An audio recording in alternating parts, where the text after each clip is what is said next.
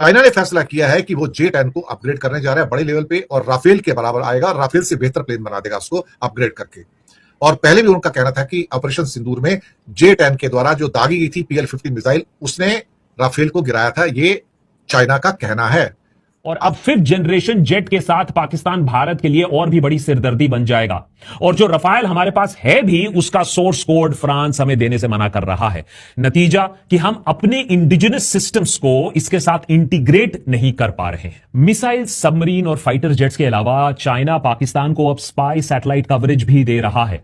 आज के डेट में चाइना ने पाकिस्तान के लिए कम से कम 5 सैटेलाइट्स लॉन्च किए हैं। कहने को तो ये कमर्शियल ऑब्जर्वेशनल सैटेलाइट्स हैं, लेकिन काम इनका है इंडिया पर नजर रखना। ऑपरेशन सिंदूर के दौरान पाकिस्तान और पाकिस्तानी सेना की ह्यूमन शील्ड रणनीति बेनकाब हुई है।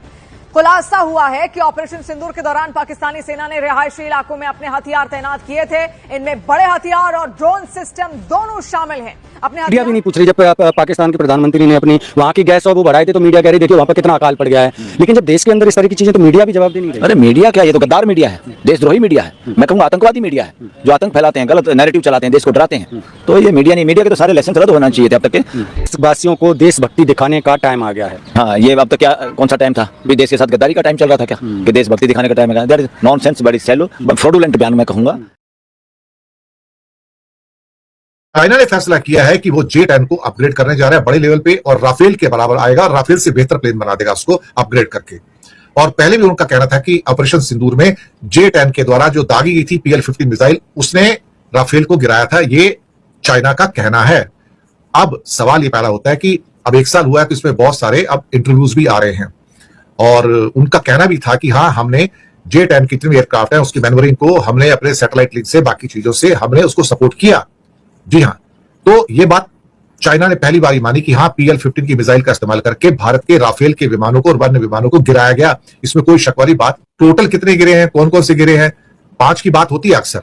अब पता नहीं है एग्जैक्टली कितने नंबर हैं, उनमें से कौन कौन से कितने हैं। हाँ, राफेल भी गिरे हैं, ये भी पता है। राफेल भी गिरा है, MiG-29 भी गिरा है, सुखोई भी गिरा है। अब उनमें से कितने नंबर किसके हैं, ये हमारे पास कोई इन्फॉर्मेशन कोई है नहीं भाई। वो आर्मी को जो पता होगा या एयरफोर्स को पता होगा या प्रधानमंत्री के ऑफिस को पता होगा। अब यूरेशियन टाइम्स में एक नया दावा आया कि J-10 के कॉम्बैट सिस्टम के अंदर एक वहां पर नया अपग्रेड किया गया है, नेक्स्ट जनरेशन का बना दिया गया है और अब ये ऑपरेशनल कैपेबिलिटी वाला एक बड़ा प्लेटफॉर्म बन गया है और ये हवा से जमीन और हवा से समुद्र में सब किस्म के ऑपरेशंस में ये भाग ले सकता है। यानी कि अपग्रेडेशन के अंदर कई किस्म के नए हथियार भी इसके साथ जो है वो अटैच कर दिए गए हैं। आज के इसके अलावा ट्रंप इस्लामाबाद में रुक सकते हैं कुछ घंटों के लिए, जबकि वो जा रहे हैं बीजिंग के अंदर। इससे पहले वो पहले इस्लामाबाद में कुछ घंटे रुकेंगे और वहां पर रुककर फिर वो आगे वहां से बीजिंग की फ्लाइट लेकर निकल जाएंगे, यानी कि अपनी फ्लाइट। लेकिन उनका कुछ स्टॉप ओवर हो सकता है कुछ घंटे का, अब कितना ये नहीं पता है। अभी तक ये बात कंफर्म नहीं हुई है और एक टीवी चैनल पर ये ख्वाजा डोनाल्ड ट्रंप कुछ घंटे के लिए इस्लामाबाद में रुक सकते हैं और उसके बाद ये बीजिंग की यात्रा पर आगे निकलेंगे। ये भी बताया जा रहा है कि वो नूर खान एयरबेस पर उनकी लैंडिंग होगी और ट्रंप के पाकिस्तान में रुकने की उम्मीद भी है। हो सकता है कि वो पाकिस्तान आर्मी चीफ और शहबाज शरीफ की तारीफ तो करते रहते हैं, मीडिएशन के तौर पर भी देखा जाता है और ये अगर ऐसा होता है तो ये अपने आप पे पाकिस्तान के लिए एक और डिप्लोमेटिक विक्ट्री हो गया कम से कम। एक्शन करना शुरू कर दिया है। इत्तेफाक की बात रही हो सकती है कि ऑपरेशन सिंदूर के पहले एनिवर्सरी पर पाकिस्तान ने नया मिसाइल लॉन्च कर दिया। नाम है फतह 3। यह पाकिस्तान का brand new supersonic cruise missile है। मार्क 3 टू मार्क 4 की क्लेम्ड स्पीड है, 300 टू 450 किलोमीटर की रेंज है, 400 किलो तक का पेलोड कैपेसिटी है और सी स्किमिंग फ्लाइट प्रोफाइल है, मतलब जमीन या पानी के सतह से बिल्कुल पास से यह उड़ने की क्षमता रख सकता है। इतने नीचे से जब वो उड़ता है तो एयर डिफेंस रेडार के नाक के नीचे से यह निकल जाता है, इसे पकड़ा नहीं जा सकता है। फतह 3 को पाकिस्तान का ब्रह्मोस भी कहा जा रहा है, लेकिन दरअसल में यह चाइना का HD-1 सुपरसोनिक क्रूज मिसाइल का पाकिस्तानी वर्जन है और मिसाइल्स तो पाकिस्तान को मिल रहे चाइनीज सपोर्ट का बस एक हिस्सा है। कुछ ही दिन पहले 30 अप्रैल को चाइना के सैनिया नेवल पोर्ट पर पाकिस्तानी प्रेसिडेंट आसिफ अली जरदारी की मौजूदगी में पाकिस्तान पहला हैंगोर क्लास सबमरीन PNS हैंगोर और ऑफिशियली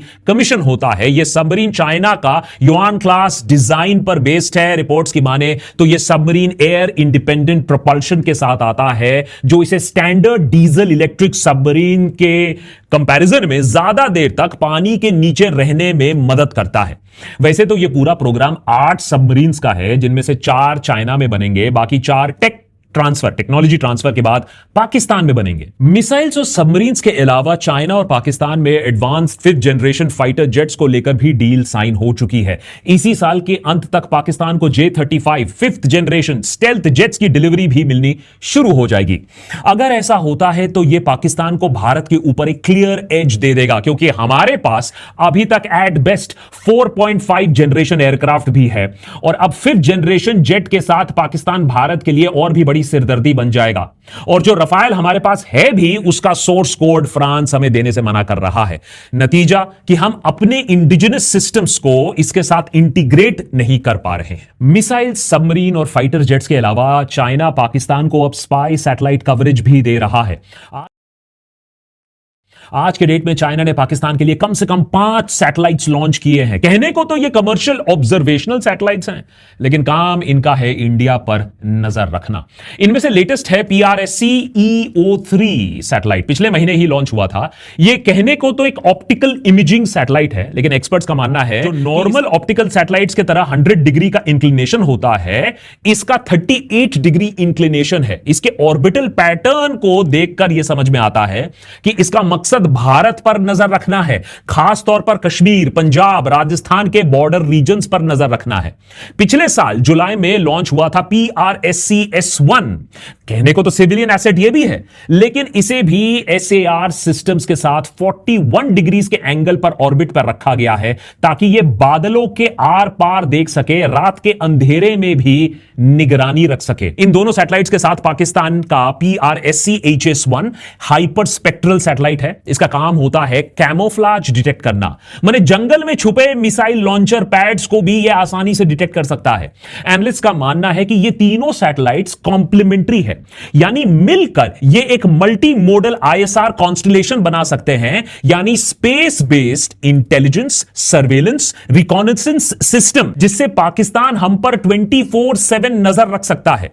इन सैटेलाइट्स के लॉन्च और एक्टिविटी को अब इंडियन आर्म्ड फोर्सेस बहुत क्लोजली ट्रैक और मॉनिटर कर रहे हैं। We've noticed with professional interest the launch of 4 satellites by Pakistan, but we also realize that we need to make our satellite space more dynamic in terms of our capabilities. We need slots and we need more and more satellites to control multi-domain operations. मतलब हमारी forces मानती है कि भले ही इसरो अपने तरफ से काम कर रही हो, लेकिन हमें जो जरूरतें हैं वो सैटेलाइट्स की हैं, और भी ज्यादा सैटेलाइट्स की जरूरतें हैं। हमारे पास सैटेलाइट्स को मार गिराने के लिए एंटी सैटेलाइट सिस्टम जरूर हैं, ऐसे रॉकेट जरूर हैं, लेकिन दुश्मन पर नजर रखने के लिए हमारे पास और भी ज्यादा सैटेलाइट्स लॉन्चेस की जरूरत है, स्लॉट्स की जरूरत है, और नंबर ऑफ सैटेलाइट्स की जरूरत है। ऑपरेशन सिंदूर के वक्त इंडिया को एनिमी मॉनिटर करने के लिए कार्टोसैट सैटेलाइट्स जैसे पुराने सैटेलाइट्स और फॉरेन कमर्शियल सैटेलाइट इमेजरी पर डिपेंड करना पड़ा था। अब कार्टोसैट सैटेलाइट्स 2005 के जमाने की हैं, जो कि आज भी यूजफुल तो हैं, लेकिन रिपोर्ट्स मंगवाने में, इमेजरी प्रोसेस करने में बहुत ज्यादा टाइम लग रहा था।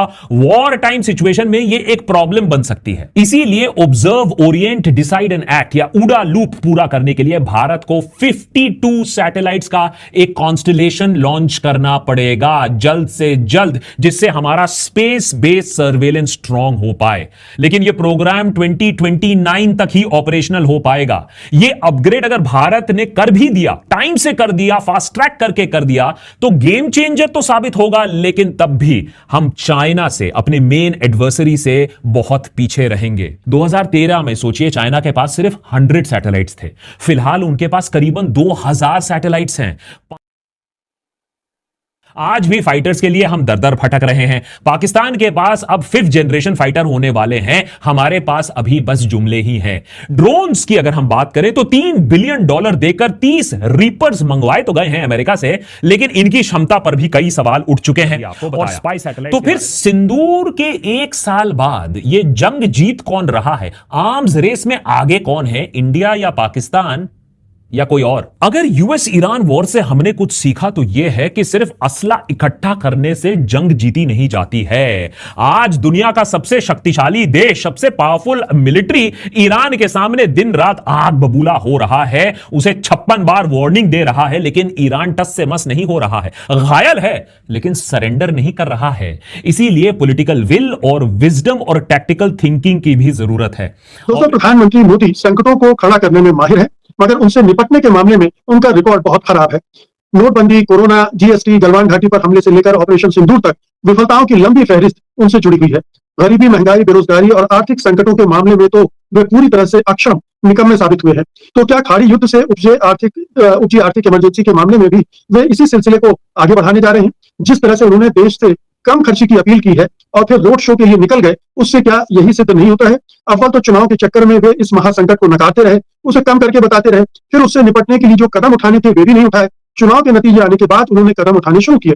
यूरोप, एशिया और अफ्रीका के देश इस संकट के मद्देनजर पहले ही सक्रिय हो चुके थे, मगर बेचारे मोदी जी क्या करते? वे मजबूर थे। उन्हें तो बंगाल जीतना था, भले ही देश हार जाए, बर्बाद हो जाए, मगर वे बंगाल नहीं छोड़ सकते थे। याद कीजिए, बंगाल के पिछले चुनाव में भी वे कोरोना को भूलकर बड़ी बड़ी रैलियां करते रहे थे। तो क्या उन पर लग रहा यह आरोप सही है कि वे फेल हो गए हैं?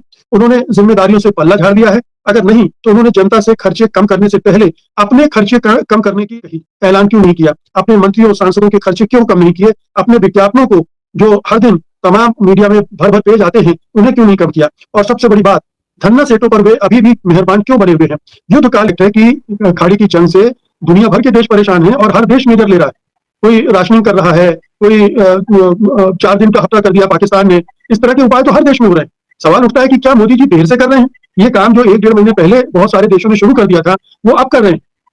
जी, सब देशों ने हॉर्मुज बंद होते ही कर दिया था। हॉर्मुज जैसे ही बंद हुआ, एक खलबली मच गई पूरी दुनिया के अंदर। जैसा आपने बताया, मतलब सभी देशों ने उस मेजर्स लिए और राष्ट्र को संबोधित करने आए प्रधानमंत्री वहां के, या जो भी राष्ट्रपति जो भी वहां पे कंसर्न थे, हेड ऑफ स्टेट्स। और हमारे यहाँ मोदी जी कोई मतलब नहीं है। आज एक रैली में संबोधन करके बता रहे हैं कि आपको क्या क्या करना चाहिए। और यहाँ पे विपक्ष ने हल्ला मचाया, यहाँ पे डिमांड की मार्च में 28 फरवरी को ये लड़ाई शुरू हुई। मार्च में विपक्ष ने डिमांड की कि भाई इसमें चर्चा करवाई जाए सदन के अंदर। सदन के अंदर चर्चा होती तो शायद तभी कुछ मेजर्स आप लगाते या कुछ करते। आपने क्या कहा कि विपक्ष फालतू में अफवाह फैला रहा है, अफरा तफरी बचाना चाहता है, अराजकता फैलाना चाहता है। कोई दिक्कत नहीं है, हमारे पास पूरा स्टॉक है। हमारे जो एफसीन फाइल वाले हरदीप पुरी हैं, उन्होंने भी अपना बयान दिया। तो लेकिन अंत में निकला क्या कि जब, क्योंकि आपने ये जो आज कह रहे हैं, अगर ये मार्च में कह देते तो ये चुनाव नहीं हार जाते, 5वें चुनाव हार जाते प्रधानमंत्री जी। पाकिस्तान ने चोरी से ईरान के फाइटर जेट को अपने नूर खान एयरबेस पर उतरने की अनुमति दी। इतना ही नहीं, ईरान के इन जेट्स को सुरक्षा भी पाकिस्तान की तरफ से दी गई। इस मामले की जानकारी रखने वाले अमेरिकी अधिकारियों ने इस खुलासे के बाद में हड़कंप मचा हुआ है। इससे पाकिस्तान का डबल फेस गेम पूरी तरह से दुनिया के सामने बेनकाब हुआ है। इस रिपोर्ट में आगे कहा गया कि ईरान ने पड़ोसी अफगानिस्तान